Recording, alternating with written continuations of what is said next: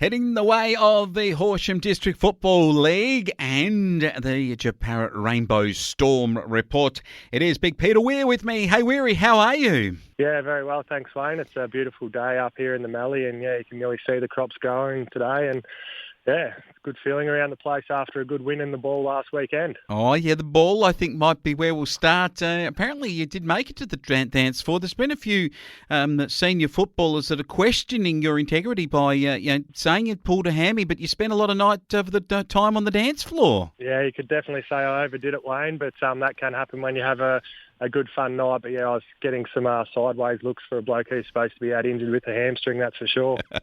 Oh yes, I tell you what, the girls enjoyed the night, but the day they didn't enjoy. Now they tell me that a star of the netball came back and played with Eden Hope Apsley, and it was a little bit like what happened to the Southern Mallee Giants when they took on Nil over there at Davis Park. Your girls got well beaten. Yeah, Sasha McDonald, there's a great sporting family down there at Eden Hope, and the two boys, Tom and Oscar, have played some really good AFL footy, and Sasha fronted up in the A grade and I think put in a pretty dominant performance, but it would have been great for the girls to see what a semi-professional netballer can bring to the table, and I think got the Eden Hope girls over the line by 30 goals. A long way over the line in front of your girls, who have a week off this week to have a bit of extra time to get over their dance floor manoeuvrements on the rainbow ball. What about the other matches of senior football, though? Let's go to what happened in last week's home and away series. And firstly, well, it was a very interesting score for Pimpernaya because they lost to Taylor's Lake, who got their first win. Yeah, we thought Pimpernaya might drop their guard after a good win against Natty Muck the week before, and that Taylor's Lake in the door. And to be fair to Taylor's Lake, they have lost some really close games during the season, so they're well deserving of this win against Pimpernaya. And Narrajua Quantong got up and won in a thrilling match against Natty Muck. It gave them sixth spot on the ladder because Eden Hope Apsley, of course, played you blokes and only just lost. So it was a terrific performance, though, in the end for them, but probably shows just where this league and where the sides in the middle of it are, in that they didn't put Natty Muck away. Yeah, I think bad kicking kept Natty Muck in the game for most of it, Flowman, and I think in the last quarter another 5 minutes could have been interesting. Natty Muck might have nearly just caused the boil over, but fortunately for the Narrajua Quantong side, the siren beat the Natty Muck boys, and they got away with a win there. And what about this? It was the top two sides. We know how good Rapanyup is. Harrow Balmoral proved that they're the second best because they beat the Keys 13-14 to 8-5. Yeah, I think Kalkey did everything right up until half-time and took a lead into that half-time break. But the Harrow boys were able to compose themselves and come out the better team in the second half and run away with a pretty easy win. Angus Murray got the Swifts going. He's booted 36 for the season. He added 8 on the weekend in a magnificent effort. He's kicked 8, 6 and 7 in the last 3 games for the Swifts. And as a result, they beat Caniva-Lior 22-14 to 7-3. Yeah, dangerous player. He's a really athletic type, so he takes a bit of matching up on Flowman, and I see the old veteran there, Scotty Carey's putting together a great season, and he might be on track for his third Dalla medal. Rupp were way too good for Laharam 2019 to 4-2, and their chief goal scorer is Jack Musgrove, who added another 11. He's on 68 for the season. Yeah, he keeps doing it in front of the sticks, Jack, this year, and it's another great game. And I think Mitch Gleeson, who's also a league medalist, albeit in the North Central League, would have just been too big and strong for the young Laharam midfielders. Yeah, certainly they were. What about the final one, though? It was played at Jeparit, and it was a fall over the line situation for your blokes. The Storm didn't storm home as such, maybe just eased your way home with a win 5-10-40 to 4-6-30. I thought I was looking at the under-14 scores. Yeah, very low-scoring game, Flowman, but the boys did what they needed to scrape over the line, and Simon Clugston had another great game. He kept Matty Butler to 0 goals, Flowman, so he was a highlight, and Brad Hunter through the centre of the ground really showed his class and his skills in a game that was lacking probably both of those things at times, but it was great to see the boys get over the line in an important game for the club. Oh, really important, and you mentioned that Butler, that is a very, very good effort to keep him down. He's been been the star of the season, and when he has kicked 21 in one of the matches this year, and the last time you played against him, he kicked 6 goals that day in that game when your blokes only just got over the line back in round 2, 12-9 to 11-4.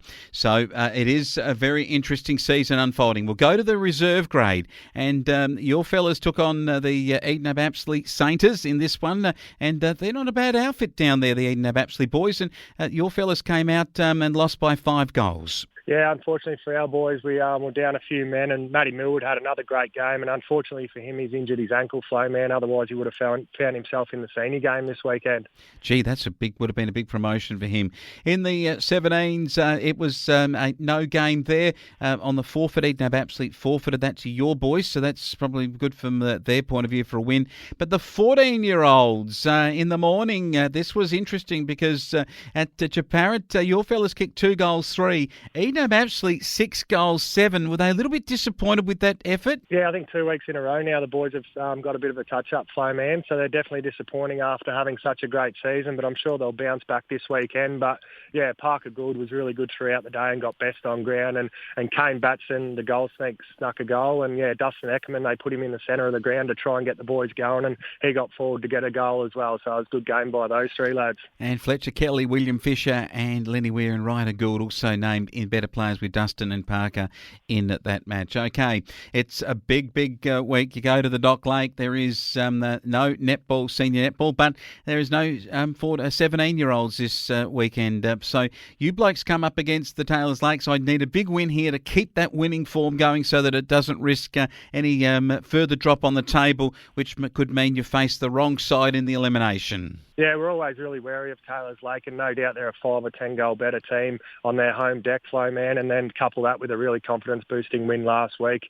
They're sure to have their moments throughout the game, and I know Brad Hunter's out this week, and also Shane Maslin, so that'll provide opportunity for a few of our wingers and flankers to have a go through the centre of the ground, and yeah, I'm pretty sure it should be an even contest through the centre, but hopefully our boys can get on top in the forward line and kick a winning score. Okay, your reserve grade player side that's just below them on the table, 9 and 10. Can you get enough players back into the reserves to beat Taylors Lake down there? Oh, I think we might struggle, man. Unfortunately, COVID's back in the district again, and couple that together with a string of injuries, I think the reserves boys might struggle, and I'm going to tip Taylors Lake to have a win in the reserves game. Ooh, heck, big upset. 17s, no game. 14s, the lads got to come to good. Look, I know that they've been training, and up at Rainbow, you got a new set of lights up there, they tell me. So, gee, that'll be good for getting a few extra out on the track. Yeah, it's been a great addition to the oval there, Flowman, and it's amazing to train under full lights. We only ever used to have 2 on one side of the ground, so there's nowhere to hide out there now on a Tuesday or Thursday night. But yeah, the boys really enjoyed training last night, and you could just see the tempo and the intensity pick up, and the full ground drills are much easier to do when you can see what you're doing, Flowman. So how did the 14s train? Do you reckon good enough to beat Taylors Lake? Oh, definitely. I think the Taylors Lake boys really took it up to them at Rainbow last time around, but I think that was a bit of inaccuracy from our boys in front of goals. But I think this week they'll straighten up and have a good win.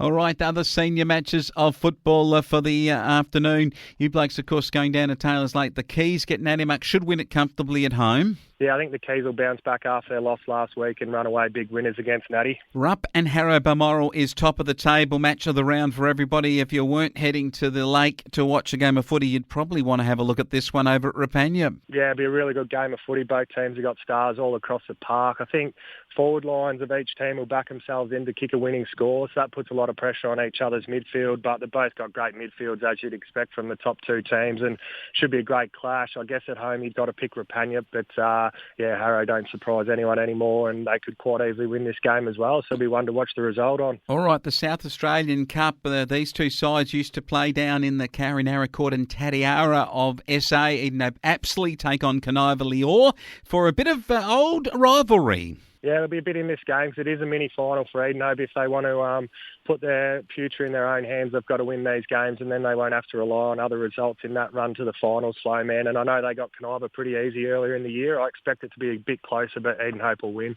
Pimpernel play Laharam. This one at the Tigerland. I reckon that they could beat Laharam, but maybe Laharam fractionally better. Yeah, I think Pimpernel might bounce back, Flowman. It's a pretty long winter down there at Laharam at the foot of the mountain, and I think a few of the young boys might start to get a bit tired and give Pimpernel a chance to run away with another victory at home. All right, to Clint Burdett, another one for you. Swifties play Narrajua Quantong in the big game of footy at North Park. I reckon the Bombers are in trouble, and I've tipped the Power here. Yeah, this is an elimination final for the Narrajua Quantong boys. Their draw's not easy on the way home.